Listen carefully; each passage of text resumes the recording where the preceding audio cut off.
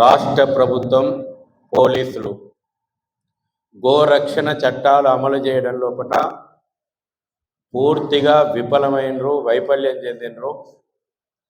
రజాకార్ ఎజెండాకు తలొగ్గి ఈ రోజున వేలాది గోవులు హత్య కావడానికి కారణమవుతా ఉన్నారు.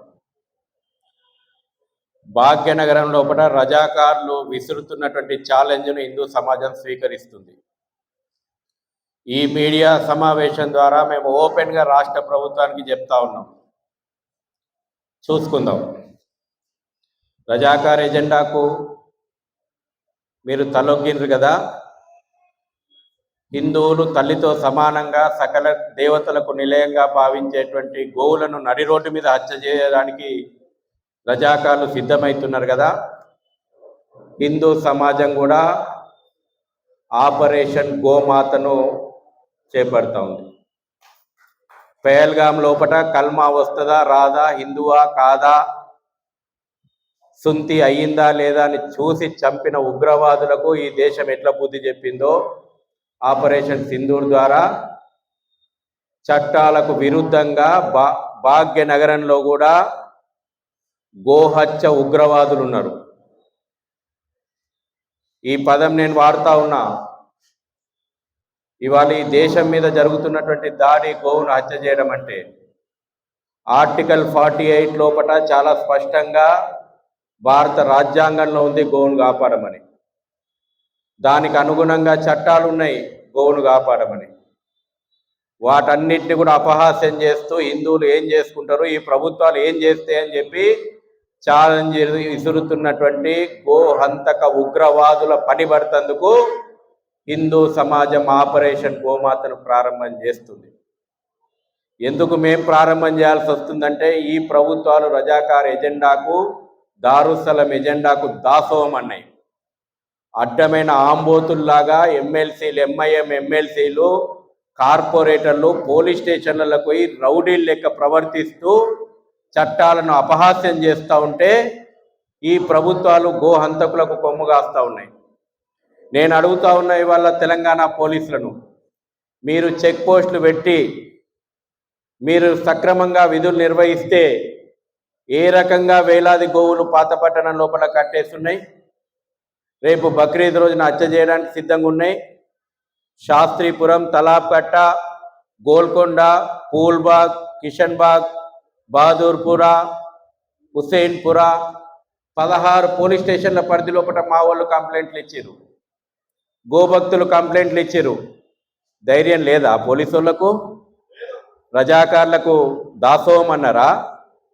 దారుసలం ఎజెండాకు మీ విధి నిర్వహణ తాకట్టు పెట్టినరా? మీరు చర్యలు తీసుకోకపోతే సమాజం సిద్ధంగా ఉంది, మేము కదులుతాం.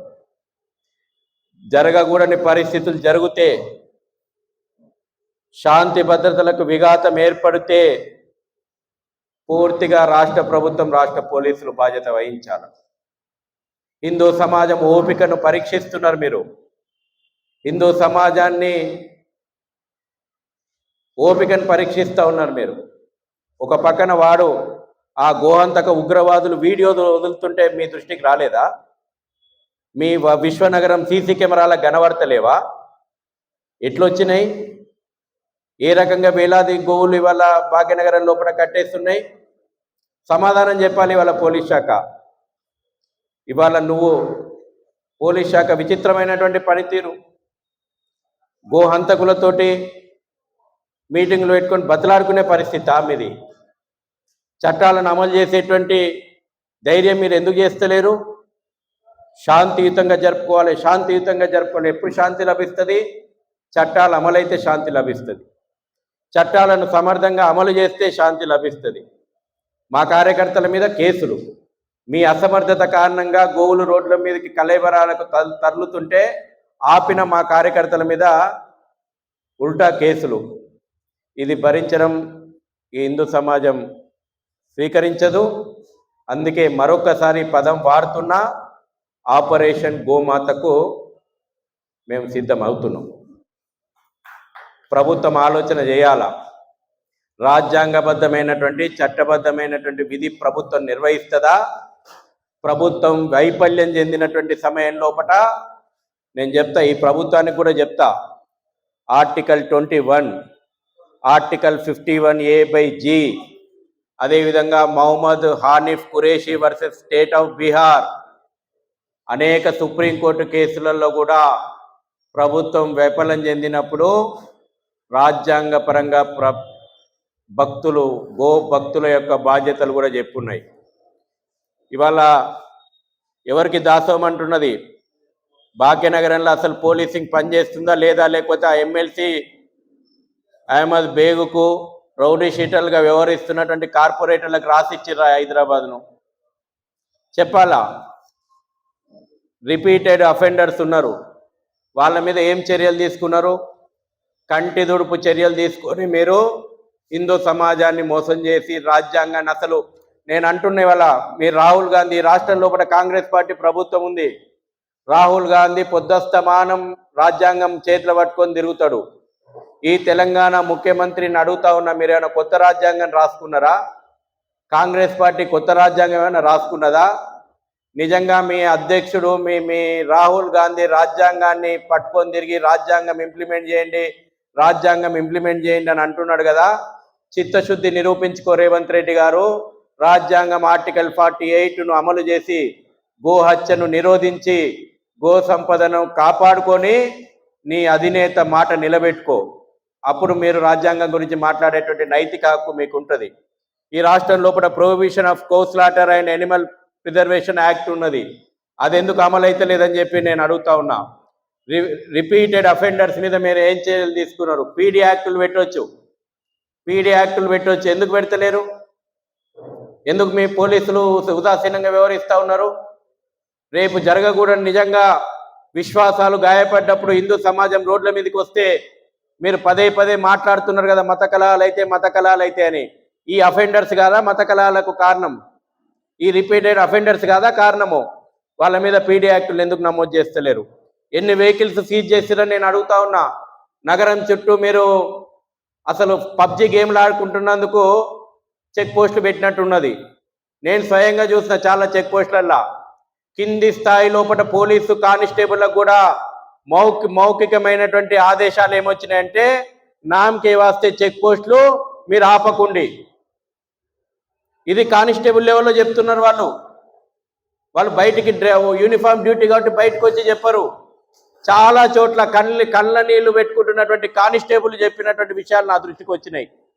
మేము నామకే వాస్తే ఉన్నాం ఇక్కడ, మాకు మాత్రం ఎటువంటి గోవులతో వచ్చేటువంటి ఎటువంటి బండ్లను ఆపొద్దని చెప్పినటువంటి వాళ్ళు ఉన్నారు. ఇవాళ నేను అడుగుతా, 3 కమిషనర్లను ఛాలెంజ్ చేసి అడుగుతా ఉన్నా, నేను వస్తా చూపెడతా పండి.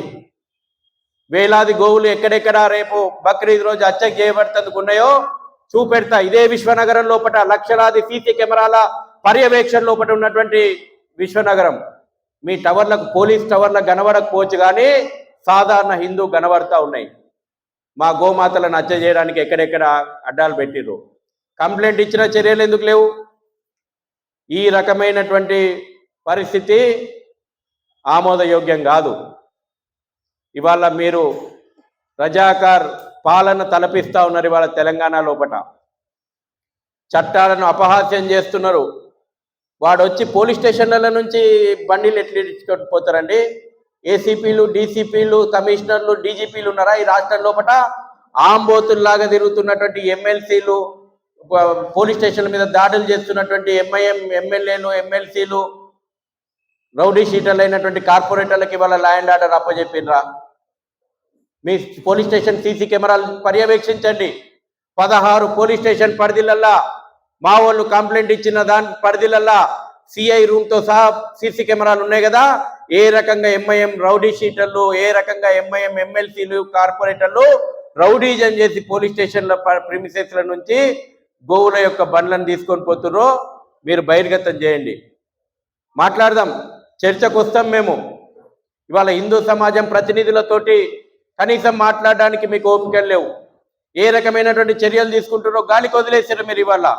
కాబట్టి నేను మరొకసారి చెప్తా ఉన్నా, ఆపరేషన్ గోమాత పాత పట్టణంలో ఉన్నటువంటి గోహత్య ఉగ్రవాదుల యొక్క స్థావరాల మీద ఆపరేషన్ గోమాత ద్వారా మీ దృష్టికి తీసుకొస్తాం.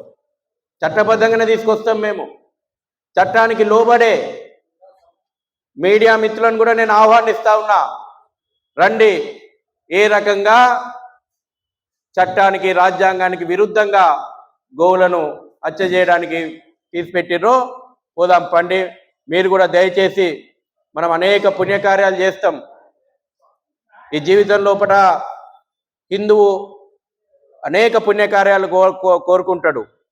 మన కళ్ళ ముందర చట్టాలు ఉండంగా ఇవాళ గో హత్య చేయబడుతుంది. దయచేసి మీడియా కూడా ఈ విషయం లోపల మీ గొంతును ప్రశ్నించాలి.